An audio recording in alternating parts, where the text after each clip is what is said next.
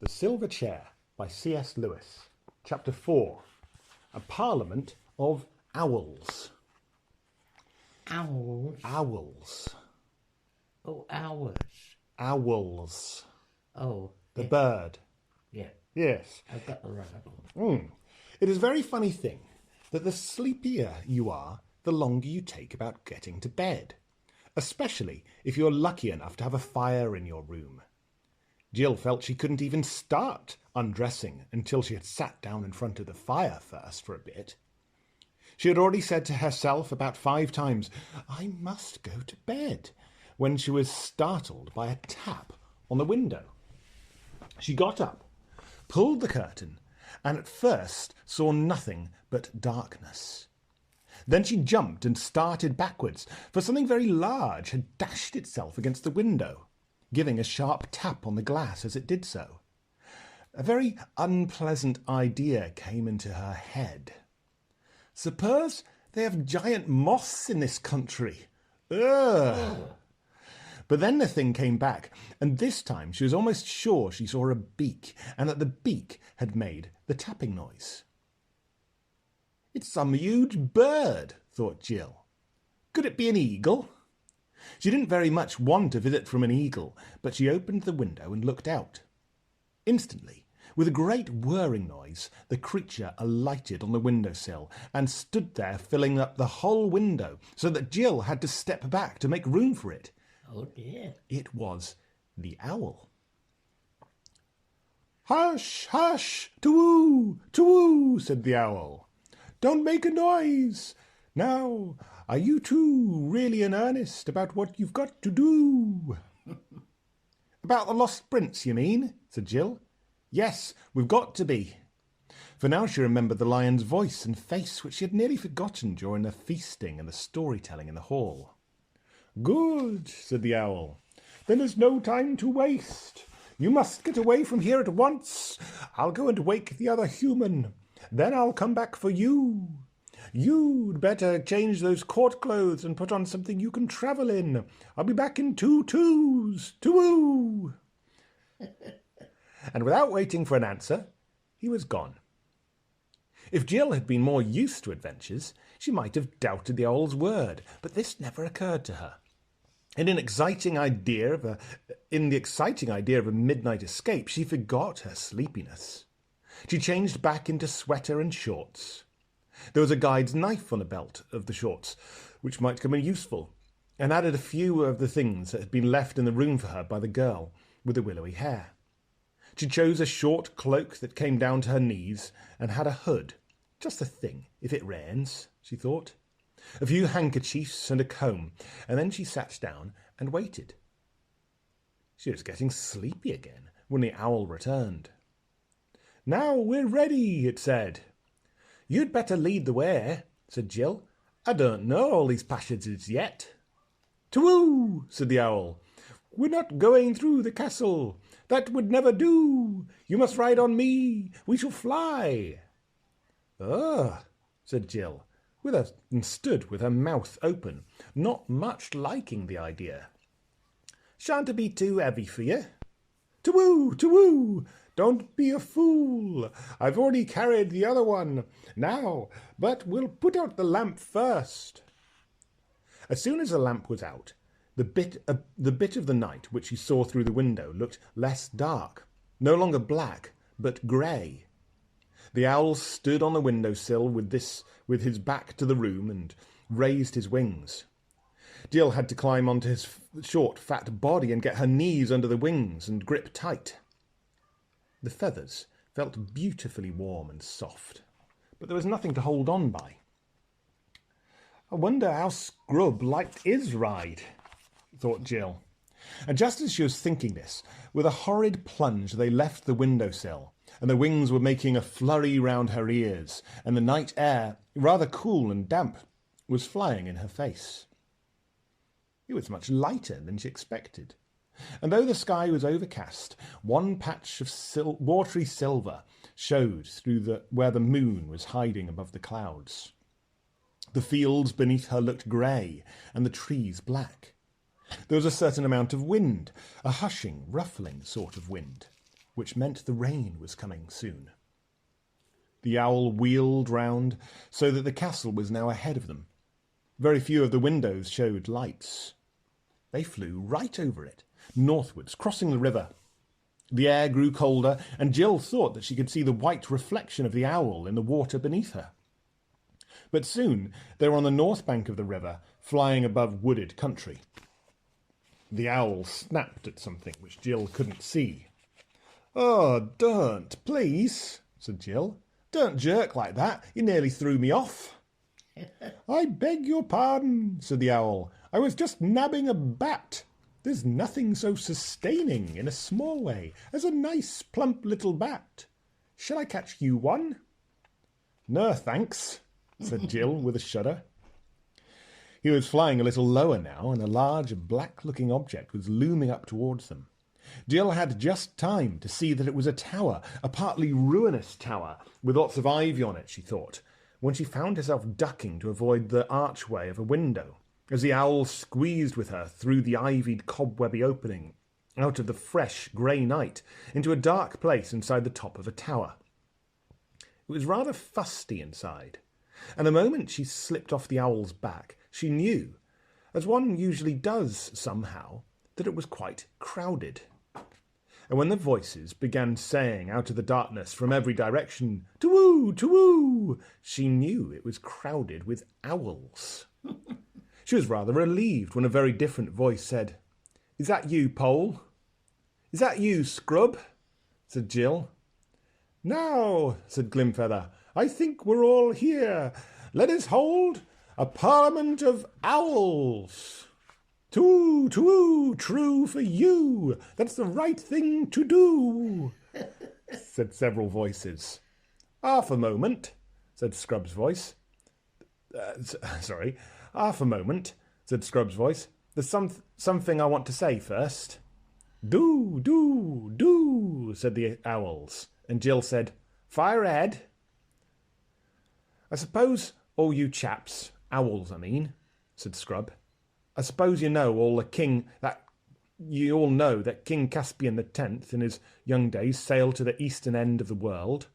Well, I was with him on that journey, and with him and Reepicheep the mouse, and Lord Drinian and all of them. I know it sounds hard to believe, but people don't grow older in our world the same speed they do in yours. And what I want to say is this, that I'm a king's man, and if this is a parliament of owls, is any sort of plot against the king, I'm having nothing to do with it." Quite right. "To-woo, to-woo, we're all the king's owls too," said the owls. "What's all this about then?" said Scrub. "It's only this," said Glimfeather, "that if the Lord Regent, the dwarf Trumpkin, hears you are going to look for the lost prince, he won't let you start. He'll keep you under lock and key sooner." "Great Scott," said Scrub, "you don't mean that Trumpkin is a traitor? I used to hear a lot of things about him in the old days at sea. Caspian, the king I mean, trusted him absolutely." "Oh, no," said a voice, "Trumpkin's no traitor, but more than 30 champions, knights, centaurs, good giants, and all sorts, have at one time or another set out to look for the lost prince, and none of them have ever come back. And at last the king said he was not going to have all the bravest Narnians destroyed in the search for his son. And now nobody is allowed to go." "But surely he'd let us go," said Scrub, "when he knew who I was and who had sent me." "Sent both of us," put in Jill. "Yes," said Glimfeather, "I think very likely he would. But the king's away, and Trumpkin will stick to the rules. He's as true as steel, but he's as deaf as a post, and very peppery. You could never make him see that this might be the time for making an exception to the rule. You might think he would take some notice of us, because we are owls, and everyone knows how wise owls are," said someone else. But he's now so old he'd only say, "You're a mere chick. I remember you when you were an egg. Don't come trying to teach me, sir, crabs and crumpets." This owl imitated Trumpkin's voice rather well, and there were sounds of owlish laughter all round.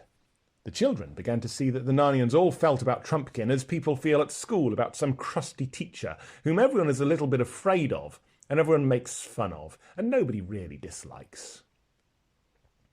"How long is a king going to be away?" asked Scrub. "If only we knew," said Glimfeather. "You see, there has been a rumour lately that Aslan himself has been seen in the islands, in Terebinthia, I think it was, and the king said he would make one more attempt before he died to see Aslan face to face again, and ask his advice about who is to be king after him. But we're all afraid that if he doesn't beat Aslan in Terebinthia, he'll go east to the Seven Isles and the Lone Islands, and on and on. He never talks about it. But we all know he has never forgotten that voyage to the world's end. I'm sure in his heart of hearts he wants to go there again." "Then there's no good in waiting for him to come back?" said Jill. No good," said the owl. "Oh, what a to-do! If you two had known and spoken to him at once, he'd have arranged everything, probably given you an army to go to search for the prince." Jill kept quiet at this, and hoped Scrub would be sporting enough not to tell all the owls why this hadn't happened. He was, or very nearly. That is, he only muttered under his breath, "Well, it wasn't my fault," before saying out loud, "Very well, we'll have to manage without it, but there's one more thing that I want to know. If this Owls' Parliament, as you call it, is all fair and above board and means no mischief, why does it have to be so jolly secret, meeting in a ruin in a dead of a night and all that?" "To-woo! To-woo!" hooted several owls. "Where should we meet? When would anyone meet except at night?" "You see," exclaimed Glimfeather, "most of the creatures in Narnia have such unnatural habits. They do things by day, in broad blazing sunlight, when everyone ought to be asleep. And, as a result, at night, they're so blind and stupid that you can't get a word out of them. So we owls have got into the habit of meeting at sensible hours, on our own, when we want to talk about things." "I see," said Scrub. "Well now, let's get on. Tell us all about the lost prince." Then an old owl, not Glimfeather, related the story. About 10 years ago, it appeared, when Rilian, the son of Caspian, was a very young knight, he rode with the queen, his mother, on a May morning in the north parts of Narnia. They had many squires and ladies with them, and all wore garlands of fresh leaves on their heads and horns at their sides. But they had no hounds with them, for they were maying, not hunting. In the warm part of the day, they came to a pleasant glade where a fountain flowed freshly out of the earth, and there they dismounted and ate and drank and were merry. After a time, the queen felt sleepy, and they spread cloaks for her on the grassy bank, and Prince Rilian and the rest of the party went a little way from her, that their tales and laughter might not wake her. And so presently, when a great serpent came out of the thick wood and stung the queen on her hand, all heard her cry out and rushed towards her, and Rilian was the first at her side. He saw the worm gliding away from her, and made after it with his sword drawn. It was a great, shining, and as green as poison, so that he could see it well, but it glided away into thick bushes, and he could not come at it. So he returned to his mother, and found them all busy about her. But they were busy in vain. For at the first glance of her face, Rilian knew that no physic in the world would do her good. As long as the life was in her, she seemed to be trying hard to tell him something, but she could not speak clearly, and whatever her message was, she died without delivering it. Oh. And then it was then hardly 10 minutes since they had first heard her cry. They carried the dead queen back to Cair Paravel, and she was bitterly mourned by Rilian and by the king, and by all Narnia. She had been a great lady, and wise and gracious and happy, King Caspian's bride, whom he had brought home from the eastern end of the world, and men said that the blood of the stars flowed in her veins. The prince took his mother's death very hardly, as well he might.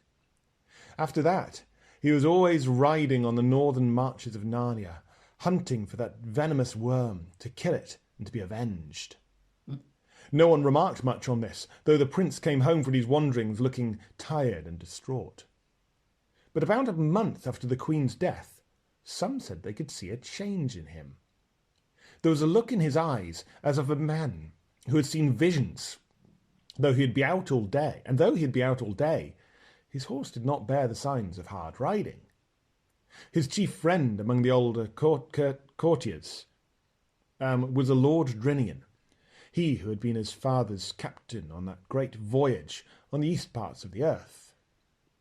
One evening, Drinian said to the prince, "Your Highness must soon give over seeking the worm. There is no true vengeance on a witless brute, as there might be on a man. You'll weary yourself in vain." The prince answered him, "My lord, I have almost forgotten the worm this 7 days." Drinian asked him why, if that was so, he rode continually in the northern woods. "My lord," said the prince, "I have seen there the most beautiful thing that was ever made." "Fair prince," said Drinian, "of your courtesy let me ride with you tomorrow, that I also may see this fair thing." "With a good will," said Rilian. Then in good time on the next day they saddled their horses and rose at a great gallop into the northern woods and alighted at the same fountain where the queen got her death.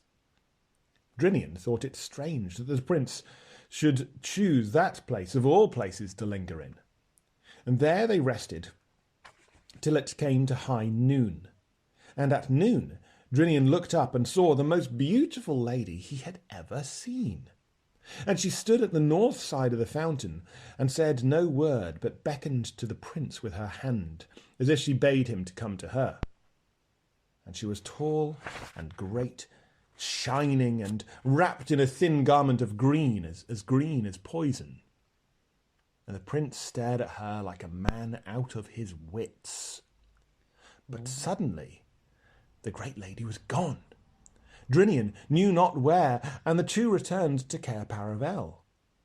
It stuck in Drinian's mind that this shining green woman was evil. Drinian doubted very much whether he ought not to tell this adventure to the king, but he had little wish to be a blab and a tale-bearer, and so he held his tongue. But afterwards he wished he had spoken. For next day Prince Rilian rode out alone. That night he came not back, and from that hour no trace of him was ever found in Narnia, nor any neighbouring land, and neither his horse, nor his hat, nor his cloak, nor anything else was ever found. Then Drinian, in the bitterness of his heart, went to Caspian and said, "Lord King, slay me speedily as a great traitor, for by my silence I have destroyed your son." And he told him the story. Then Caspian caught up a battle-axe and rushed upon the Lord Drinian to kill him, and Drinian stood still as a stock for the death-blow. But when the axe was raised, Caspian suddenly threw it away and cried out, "I have lost my queen and my son. Shall I lose my friend also?" And he fell upon the Lord Drinian's neck and embraced him, and both wept, and their friendship was not broken. Oh, thank goodness for that. Such was the story of Rilian. And when it was over, Jill said, "I bet that serpent and the old woman were the same person." True, true. We think the same as you, hooted the owls. But we don't think she killed the prince, said Glimfeather, because no bones. We know she didn't, said Scrub. Aslan told Pole he was still alive somewhere. That makes it almost worse, said the oldest owl. It means she has some use for him, some deep scheme against Narnia. Long, long ago, at the very beginning, a white witch came out of the north and bound our land in snow and ice for 100 years. I think this might be some of the same crew. Very well, then, said Scrub. Pole and I have to go and find this prince. Can you help us? Have you any clue, you too? Asked Glimfeather. Yes, said Scrub. We know we've got to go north, and we know we've got to reach the ruins of a giant city. At this there was a great to-wooing than ever, and the noises of birds shifted their feet and ruffling of the feathers, and then all the owls started speaking at once. They all explained how very sorry they were that they themselves could not go with the children on their search for the lost prince. You'd want to travel by day, and we'd want to travel by night, they said. It wouldn't do, it wouldn't do. One or two owls added that even here in the ruined tower, it wasn't nearly so dark as it had been when they began, and that the Parliament had been going on for quite long enough. In fact, the mere mention of a journey to the ruined city of giants seemed to have damped the spirits of those birds. But Glimfeather said, if they want to go that way into Ettenmoor, we must take them to one of the Marsh Wiggles. They're the only people who can help them much. True, true, do, said the owls. Come on then, said Glimfeather. I'll take one. Who'll take the other? It must be done tonight. I will, as far as Marshwiggle, said another owl. Are you ready? Said Glimfeather to Jill. I think Pole's asleep, said Scrub.